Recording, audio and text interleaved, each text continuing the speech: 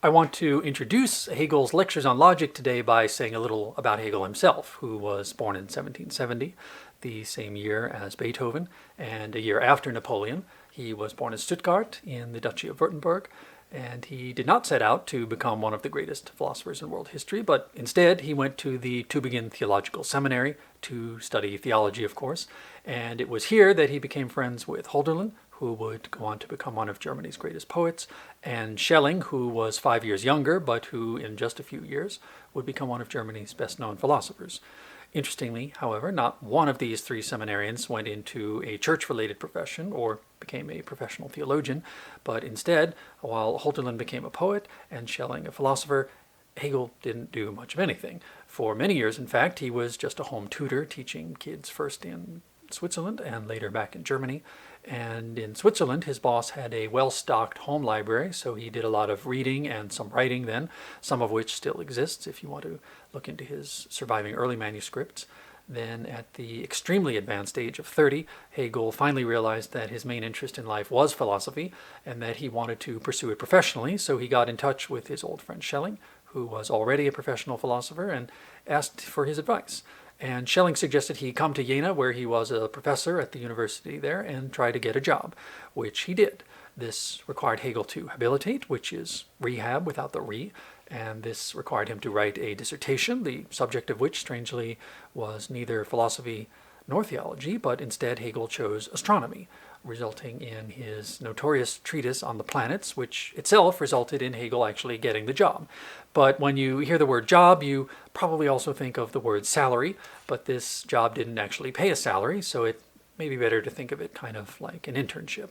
But being 31, which Hegel now was, an unpaid internship may not seem like a particularly desirable position to be in, but it wasn't completely unpaid, since if you could interest students in attending your lectures, they had to pay an entrance fee to get in. But this still wasn't really a sustainable career for Hegel, so he knew what he had to do to make a name for himself in philosophy, and that was to write a book. And he knew what it would be about. It would be on logic and metaphysics. In fact, that's actually how he advertised his classes in the local paper, something like, "Come here, lectures by Dr. Hegel, author of the forthcoming book on logic and metaphysics." But this was actually kind of misleading in two ways, because first, Hegel didn't actually have a doctorate. This is one of the dirty little secrets in the history of philosophy, I guess, because Hegel had gone to seminary and graduated as a magister, a master, not a doctor of philosophy. And two, the promised book on logic and metaphysics never appeared. Instead, about 6 years later, Hegel, still in Jena at this time, completed one of the most famous philosophy books of all time, The Phenomenology of Spirit. But unfortunately, this came just a little too late, because right around that time, as you may be aware, right around the time that Hegel finished writing the Phenomenology, Napoleon came to town, which was quite a thrill for Hegel at first to see this famous world historical individual in person. And you can see this in a fictionalized painting here. There's the young Hegel on the right. Actually, he's not so young anymore. He's 36 years old at this point, and Napoleon is 37. And already he's conquering Europe, while Hegel is just trying to get his first book published, which you can see him holding bundled up in his arm there. This painting, by the way, appears to show them after the Battle of Jena, but Hegel actually saw Napoleon before the battle, which devastated the city and the university.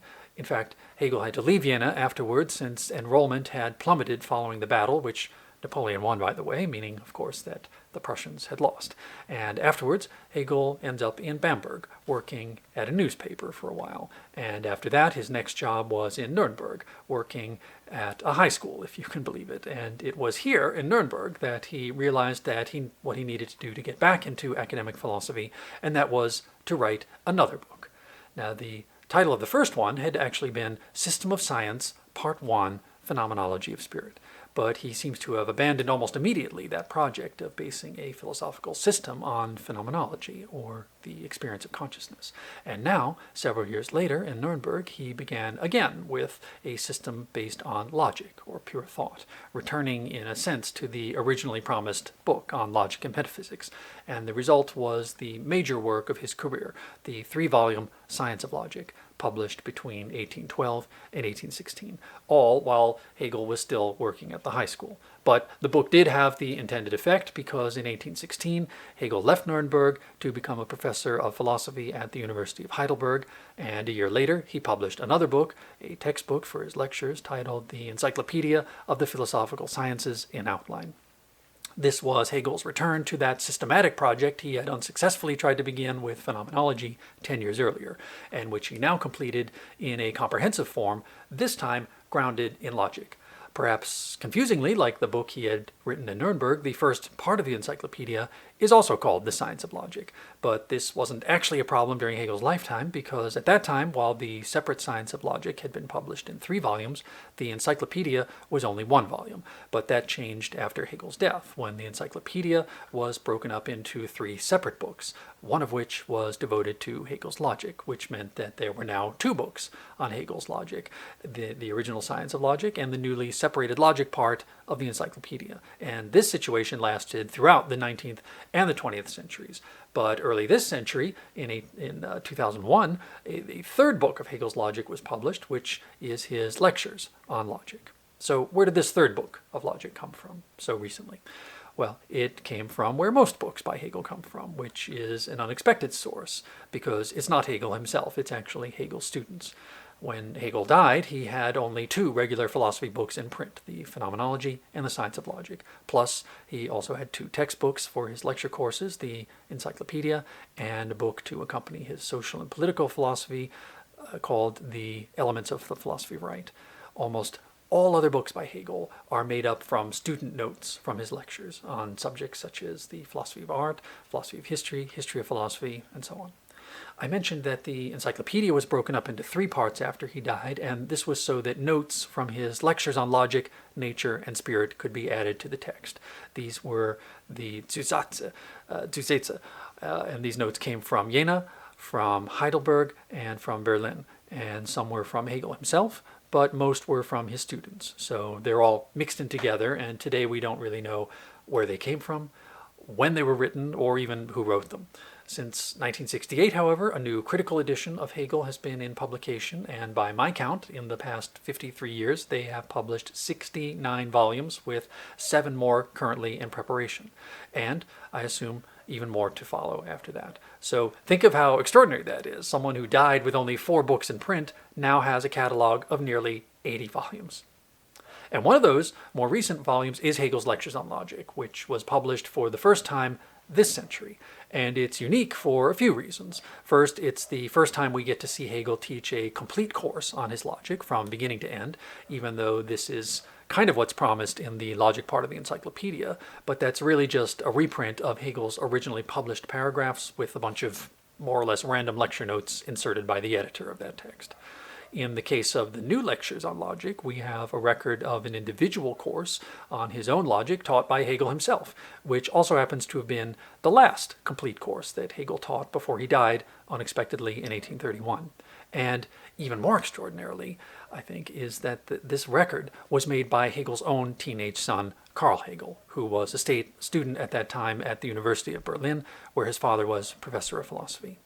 That was Karl Hegel. Now, another Karl Rosenkranz, who had been a friend of Hegel's and later became his biographer, this Karl Rosenkranz wrote in the preface to his biography of Hegel, "Every new page that I received from his literary estate," and I should add here that Rosenkranz was commissioned to write Hegel's biography after Hegel died. So the editors of the first edition of his complete works were sending boxes and boxes full of material for Rosenkranz to use for his biographical research, which is why he says that every new page that I received from his estate, I greeted with reverence, as a new vein of gold to penetrate deeper into the essence of this admirable man. And I even had to get accustomed to feeling that here, in my study, packed in a few boxes, I had such precious relics. And that's how I feel, too, about this book, that it is a precious relic. It's a precious record of what it was like to be a student in Hegel's logic class nearly 200 years ago, because logic is the key to understanding Hegel's philosophy. And this book, this relic, is a record of how he actually taught it to his own students, including his own son, which means that it allows us, in a sense, to become his students as well by reading it. This is the closest we're going to get, anyway, to becoming an actual student of Hegel's. Now, there are other individual courses preserved from Hegel's lectures and translated into English: the Philosophy of History, 1822, the History of Philosophy, 1825, and these are not the standard old editions that have been around for over 100 years in some cases, but these are all quite recent, and you can tell they're the recent ones because they include a specific year in which Hegel taught the course. Philosophy of Art, 1823, Philosophy of Religion, 1827, and of course the Lectures on Logic from Hegel's last year, 1831. So why study these particular lectures? Well, for one, I said logic is the key to understanding Hegel, which probably explains why it's the subject he taught more than any other. In fact, it's the only subject he taught every single year as a philosophy professor. While I'm not aware that he ever taught a course on the phenomenology of spirit, by the way, which, even though it's a work he set aside shortly after writing it, this, for some reason, continues to be Hegel's most studied book. In fact, I think there are 5 complete translations of it into English, and of course, a whole philosophical industrial complex of commentaries. Why? I'm not sure. It, of course, is an interesting enough book, but let's listen to what Hegel says himself in the Philosophy of Right up front. This is on the first or second page of Hegel's textbook on social and political philosophy, which you'd think would be a pretty straightforward book that you could just go right into. But Hegel begins it by saying, not so fast. Before you try to read this book, like any other philosophy book, he's got to warn us that it presupposes what he calls a speculative mode of cognition, or speculative way of knowing. This is how Hegel describes his own philosophy to distinguish it from everything else. In fact, that's exactly what he says, because he says speculative philosophy is essentially distinct from any other way of knowing. I'm going to read a few sentences now from the preface of the Philosophy of Right, which is actually the place where we find his most famous phrases, where he says the owl of Minerva takes flight and what is actual is rational. But I'm not talking about those passages, because I think it's actually more significant when he says it is only insight into the necessity of such a difference. That is the difference of speculative thinking from any other way of knowing.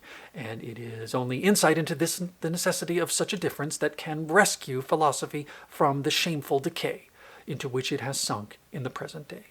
It is true that the forms and rules of the old logic, definition, classification, and inference, which include the rules governing knowledge that is attainable by the understanding, or rather their inadequacy, the inadequacy of the rules of the old logic, has not been recognized, but has only been felt.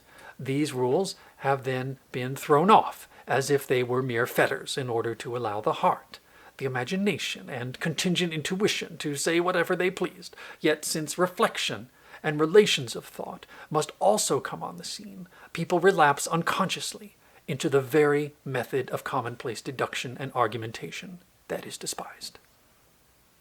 I think what Hegel is saying here is that people claim they don't need logic. They don't want to be subject to rules and laws when they can just rely on imagination and feeling, but then they just relapse into the despised forms of deduction and argumentation anyway.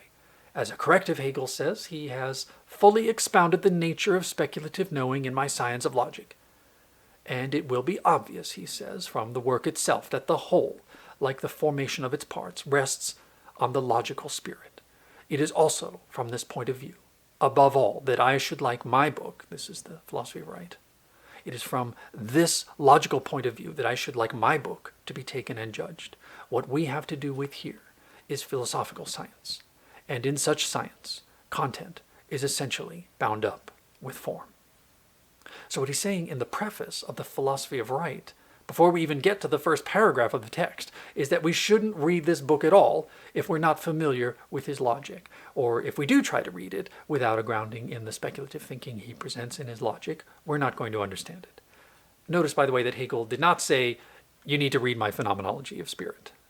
Isn't it interesting that of Hegel's 4 published books, one is an early work, not part of his mature philosophical system, so he puts that one aside. That's Phenomenology. His next book is The Science of Logic, about 800 pages on logic. His next book is the Encyclopedia of the Philosophical Sciences, the first part of which is also called Science of Logic.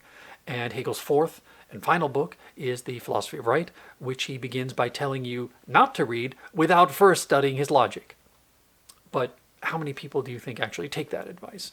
I'm going to guess not too many. But it is good advice. And you know why? Hegel actually tells us on page 1 of the preface to the first edition of the encyclopedia, where he says, the present exposition, this encyclopedia he means, this exposition sets out a new reworking of philosophy according to a method that I hope will yet be recognized as the only true one, that is identical with the content. And what he's talking about here is dialectic, which is a real Copernican revolution in philosophy, despite what Kant may have promised in the Critique of Pure Reason.